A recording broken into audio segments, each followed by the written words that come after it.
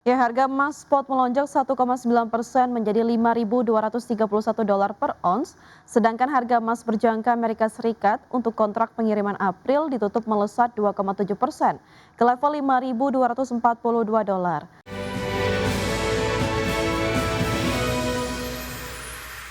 Harga emas melambung hampir 2% pada perdagangan di hari Selasa karena melemahnya dolar Amerika Serikat dan beredanya kekhawatiran inflasi setelah harga minyak mengalami koreksi. Ya, harga emas spot melonjak 1,9% menjadi 5.231 dolar per ons, sedangkan harga emas berjangka Amerika Serikat untuk kontrak pengiriman April ditutup melesat 2,7% ke level 5.242 dolar. Indeks dolar yang terpantau melemah turut meningkatkan permintaan global terhadap logam mulia. Selain itu, pergerakan harga emas juga berkaitan erat dengan dinamika harga minyak dunia, di mana pada perdagangan Selasa harga minyak anjlok setelah pada sesi sebelumnya sempat melejit ke level tertinggi dalam lebih dari 3 tahun. Adapun penurunan terjadi setelah Presiden Donald Trump memprediksi perang di Timur Tengah dapat segera berakhir, sehingga meredakan kekhawatiran pasar mengenai gangguan pasokan minyak dalam jangka panjang. Harga minyak merosot lebih dari 11% pada perdagangan di hari Selasa, mencatat penurunan harian terbesar sejak 2022, sehari setelah Presiden Donald Trump memprediksi perang melawan Iran dapat segera berakhir, sehingga meredakan kekhawatiran pasar terhadap gangguan besar pada pasokan global.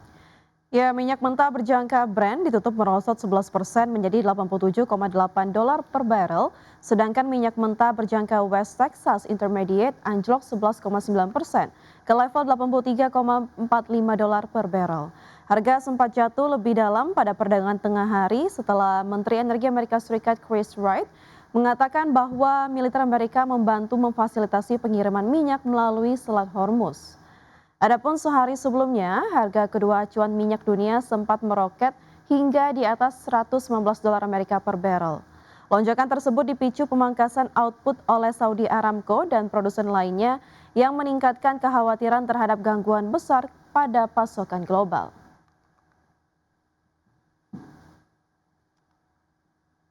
Pemirsa, dolar Amerika Serikat melemah pada perdagangan Selasa karena investor mulai khawatir konflik di Timur Tengah bisa berlangsung lebih lama. Dalam beberapa hari terakhir, dolar melonjak setelah serangan Amerika dan Israel ke Iran membuat harga minyak naik tajam. Namun pasar tampaknya bereaksi berlebihan terhadap pernyataan Donald Trump yang mengatakan konflik bisa berakhir lebih cepat. Trump kemudian menegaskan perang juga bisa berlanjut lebih lama, terutama setelah Iran terkena serangan terberat sejak awal konflik. Indeks dolar yang mengukur kekuatan dolar terhadap 6 mata uang utama turun 0,1% menjadi 98,74, adapun euro hampir datar di level 1,16 dolar setelah menyentuh level terendah lebih dari 3 bulan di 1,15 dolar, sedangkan dolar menguat tipis 0,1% terhadap yen menjadi 157,785. Di saat yang sama harga minyak Amerika Serikat turun di sekitar 87 dolar per barrel, sementara imbal hasil obligasi pemerintah Amerika turun, menandakan investor sedikit menarik diri dari aset aman.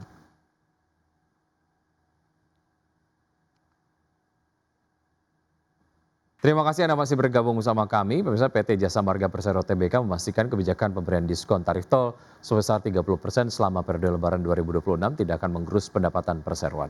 Ya, Direktur Utama Jasa Marga Rifan Purwantono menegaskan bahwa performa koperasi tetap stabil meski perusahaan menjalankan program stimulus dari pemerintah.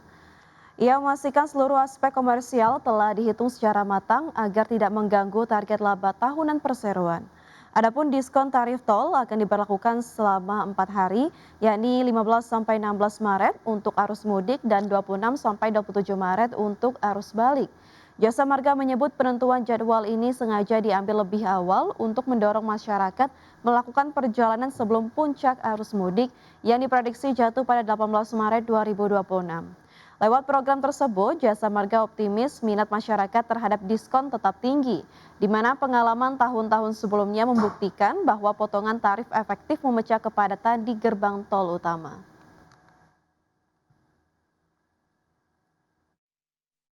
Ya, usai melakukan transformasi kinerja, PT Krakatau Steel Persero Tbk menargetkan pendapatan konsolidasi mencapai 1,6 miliar dolar Amerika atau sekitar 26,98 triliun rupiah di tahun ini. Ya, Perseroan menegaskan fokus tahun 2026 adalah penyelesaian proyek yang berdampak langsung pada profitabilitas dan efisiensi dalam mencapai target strategis. PT Krakatau Steel Persero Tbk menargetkan pendapatan konsolidasi mencapai 1,6 miliar US dollar atau sekitar 26,98 triliun rupiah di tahun 2026 usai melakukan transformasi kinerja atau fase reborn. Direktur Utama Krakatau Steel Akbar Johan mengatakan inisiatif tahun ini menjadi titik penting bagi perusahaan untuk beralih dari fase bertahan menuju penguatan posisi di industri baja. Tak hanya menargetkan industri baja, Perseroan juga mengembangkan berbagai lini bisnis pendukung seperti kawasan industri, kepelabuhan, logistik, penyediaan air industri hingga pembangkit listrik. Manajemen menjelaskan target ini bukan sekedar angka finansial, melainkan transformasi melintas menuju reborn state yang mengedepankan kolaborasi lintas entitas antara holding dan anak perusahaan. Fokusnya adalah penyelesaian proyek yang berdampak langsung pada profitabilitas dan efisiensi dalam mencapai target strategis. Sementara itu, Direktur Komersial Pengembangan Usaha dan Portofolio Krakatau Steel Hernowo menargetkan kinerja keuangan tetap positif tahun ini seiring dengan mandat hilirisasi dari Danantara. Danantara meminta Perseroan terlibat dalam proyek pengolahan pasir besi dan biji besi menjadi baja serta pengembangan stainless steel berbasis nikel. Berbagai sumber IDX Channel. PT Cisarua Mountain Dairy Tbk menargetkan pertumbuhan pendapatan di kisaran 10 hingga 15% di sepanjang tahun 2026. Ya, untuk mencapai target tersebut, Perseroan menerapkan sejumlah strategi, diantaranya fokus dalam melakukan pengendalian biaya yang disiplin dan efisien pada operational cost. PT Cisarua Mountain Dairy Tbk menargetkan pertumbuhan pendapatan double digit sepanjang tahun 2026. Segenap strategi disiapkan Perseroan untuk mampu mempertahankan laju pertumbuhan. Corporate Secretary Cisarua Mountain Dairy Dinar Primasari menyatakan bahwa Perseroan pada tahun ini fokus untuk tumbuh secara berkelanjutan. Pada tahun 2026, Perseroan menargetkan penjualan tumbuh double digit di kisaran 10 hingga 15%. Sedikitnya terdapat 7 strategi yang ditetapkan Perseroan pada tahun ini. Strategi ini cenderung tidak banyak berubah dibandingkan strategi pada tahun lalu. Pertama, Perseroan berupaya mengembangkan dan meluncurkan produk inovatif pada segmen premium dairy dan premium consumer foods. Selain itu, Perseroan berupaya berinvestasi pada kegiatan pemasaran dan brand investment pada pemasaran digital dengan harapan meningkatkan brand equity di pasar. Selanjutnya, Perseroan juga berupaya melakukan pengendalian biaya yang disiplin dan efisien pada operational cost. Sementara itu, melansir laporan keuangan, Perseroan membukukan laba bersih sepanjang tahun 2025 senilai 2,03 triliun rupiah atau tumbuh sebesar 33,8% year on year. Sejalan dengan pertumbuhan laba bersih, penjualan bersih juga mengalami kenaikan sebesar 18,82% dibandingkan tahun sebelumnya menjadi 10,72 triliun rupiah.